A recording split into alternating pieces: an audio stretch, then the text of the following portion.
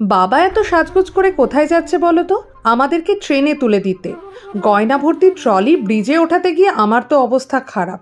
ট্রেনে উঠে সেখানেও বেশ গরম। বাড়িতে এসে সোজা ঘুমিয়ে পড়েছিলাম। বিকেলে উঠে খিদে পেয়েছে। অবশেষে আর কি দুধ গরম করলাম আর পয়লা বৈশাখের মিষ্টি খানিকটা দিলাম। স্ন্যাক্সে ঝটপট তৈরি করে ফেললাম হোয়াইট সস পাস্তা। এদিকে আবার সমস্ত আনপ্যাক করতে হবে যে।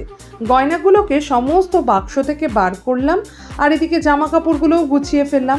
অমিত চলে এসেছে, ওর সাথে একটু বাজারে গেলাম, অনেক সবজি টবজি কেনার আছে তো।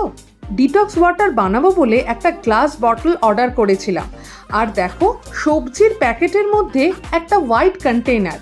খুলে দেখি এ যে পয়লা বৈশাখের মিষ্টি। রাতের বেলা মায়ের পাঠানো পোলাও আর চিকেন দিয়ে ডিনার সারলাম আর কপিল শর্মা শো দেখলাম।